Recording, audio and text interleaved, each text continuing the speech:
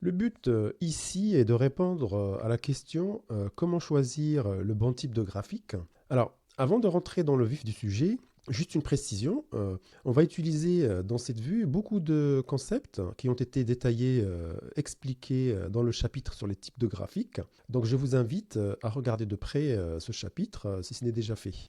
Car c'est là que j'ai défini et montré les différents types de graphiques, qui sont nombreux d'ailleurs, et que je vais utiliser maintenant. Alors, pour choisir le bon type de graphique, il y a plusieurs paramètres à considérer. La première chose est d'identifier la nature des données, c'est-à-dire se poser la question, est-ce que mes données sont quantitatives ou catégorielles? Si mes données sont quantitatives, donc comme par exemple des revenus ou des températures, alors les graphiques qui sont idéaux pour représenter ce genre de choses sont des graphiques en ligne et les histogrammes. Il y a aussi les boîtes à moustaches.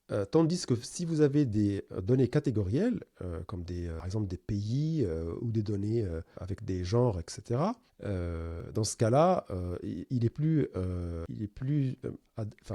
graphiques à barres ou les diagrammes en secteur seront plus adaptés. Alors, le deuxième paramètre qui va jouer dans le choix du type de graphique est votre objectif de l'analyse. C'est-à-dire que vous souhaitez, qu'est-ce que vous souhaitez faire exactement.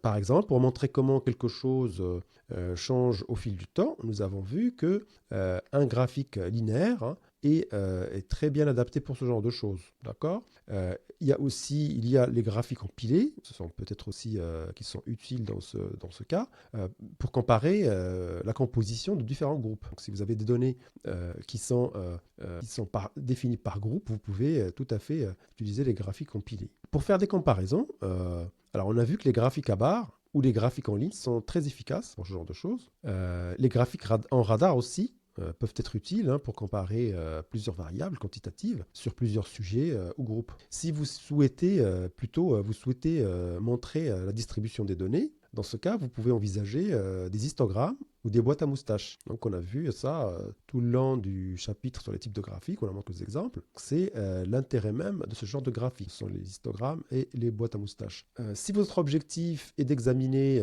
la relation entre deux variables ou plus, les graphiques de type nuage de points, donc les graphiques à dispersion, ou les graphiques à bulles seront utiles pour vous.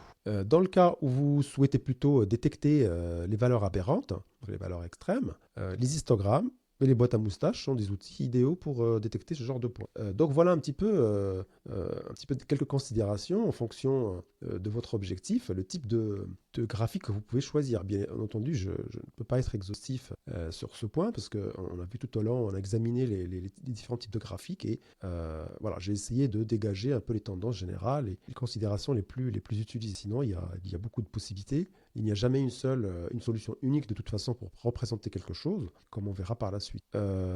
Alors, le troisième point consiste à déterminer le nombre de variables à visualiser. Donc, si vous avez une seule variable, donc on a vu que les histogrammes répondent très bien à cette contrainte, les boîtes à moustaches aussi, pour des données quantitatives, ou des graphiques à barres. Donc, ce sont tous des graphiques qui permettent de représenter une variable. Si vous avez deux variables, c'est plutôt des graphiques linéaires, avec le type de la superposition, ou des nuages de points. Pour représenter trois variables ou plus, les graphiques à bulles qu'on a vu à travers un exemple il y a quelques minutes, ou des cartes thermiques. Voilà. Il y a un autre critère, enfin, le dernier critère, c'est le choix en fait selon le public cible. Bien entendu, les graphiques, vous pouvez les faire pour, bien sûr, analyser, explorer, etc., pour préparer un petit peu la table de modélisation, etc. Mais aussi, vous pouvez préparer d'ores et déjà les aspects, disons, présentation au public en fonction de votre public cible. Si vous présentez votre travail à des analystes de données, bien entendu, vous pouvez utiliser des cartes comme les graphiques, pardon, comme des cartes thermiques ou des boîtes à moustaches, tandis que pour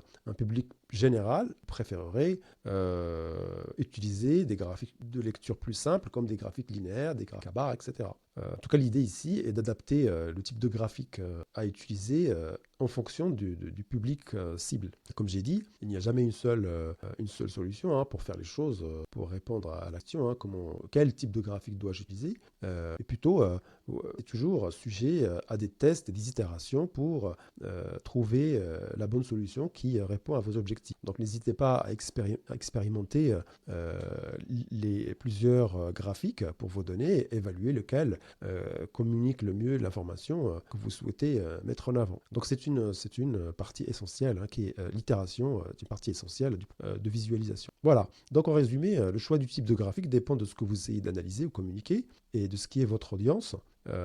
Sachant qu'une visualisation efficace, choisie judicieusement, peut transformer les données complexes en informations claires qui va faciliter l'analyse et la prise de décision.